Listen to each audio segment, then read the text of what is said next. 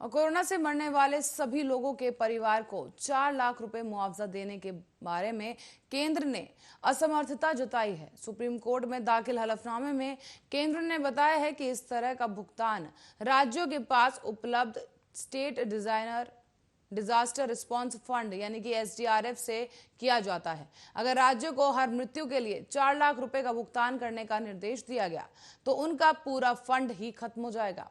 इससे कोरोना से निपटने की तैयारियों के साथ ही बाढ़, चक्रवात जैसी आपदाओं से भी लड़ पाना असंभव हो जाएगा। ऐसे में आपको बता दें, केंद्र ने कहा कि इस वित्तीय वर्ष में राज्य को 22,184 करोड़ रुपए SDRF में दिए गए हैं, जिसका एक बड़ा हिस्सा कोरोना से लड़ने में खर्च हो रहा है। केंद्र ने 1.75 लाख करोड़ रुपए प्रधानमंत्री गरीब कल्याण पैकेज घोषित किया है। इसमें गरीबों को मुफ्त राशन के अलावा वृद्ध और दिव्यांग साथ ही असमर्थ महिलाओं को सीधे पैसे देने का भी नियम है। साथ ही आपको बता दें कि 22.12 लाख फ्रंटलाइन कोरोना वर्कर्स को और 50 लाख रुपए का इंश्योरेंस कवर देने जैसी कई बातें भी जो परियोजना है इसमें शामिल है। साथ ही इस समय केंद्र और राज्यों को राजस्व की कमी प्राप्ति हो रही है।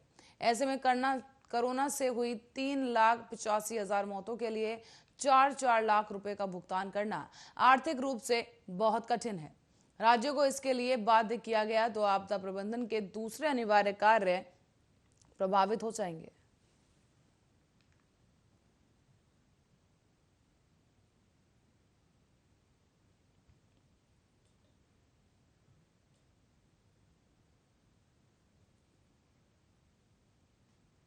और वहीं उत्तर भारत में तबाही मचाने के बाद अब कोरोना ने सबसे खतरनाक डेल्टा वेरिएंट को पा लिया है। बता दें, डेल्टा वेरिएंट अब पूर्वोत्तर राज्यों में भी पहुंच गया है। पूर्वोत्तर के 2 राज्य मणिपुर और मिजोरम में पहली बार कोरोना वायरस के डेल्टा वेरिएंट के मामले सामने आए हैं। हैदराबाद लेबोरेटरी में मणिपुर के 20 सैंपल में से 18 सैंपल में डेल्टा वेरिएंट की मौजूदगी मिली है, जबकि कोलकाता भेजे गए मिजोरम के 4 सैंपल में भी इसकी पुष्टि की गई है। मिजोरम में जो वेरिएंट मिले हैं उसे B16172 वेरिएंट कहा जाता है, जो काफी संक्रामक है। साथ ही आपको बता दें, WHO की चीफ साइंटिस्ट सौम्या स्वामीनाथन ने यह कहा कि बहुत ज्यादा संक्रामक होने की वजह से डेल्टा वेरिएंट वैश्विक समुदाय के लिए चिंता का विषय है। मिजोरम के आइजोल जिले में कोरोना के डेल्टा वेरिएंट से पीड़ित 4 मरीज भी मिले हैं। इन लोगों के सैंपल जांच के लिए national institute of biomedical genomics में भेज दिए गए हैं। और इन दोनों ही राज्यों में डेल्टा वेरिएंट मिलने के बाद पड़ोसी राज्य असम में राज्य सरकार ने शुगर, कैंसर और बीमार व्यक्तियों के पीड़ित लोगों के लिए विशेष टीकाकरण अभियान चलाने का भी निर्देश दिया है।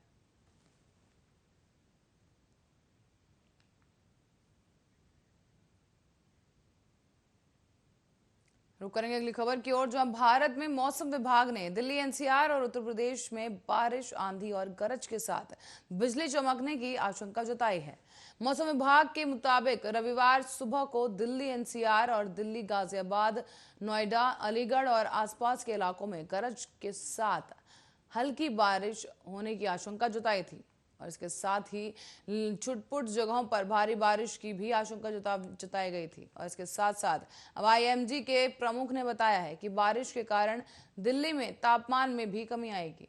हालांकि अगले सप्ताह से फिर से गर्मी तेज हो सकती है और तापमान बढ़ने की भी आशंका है।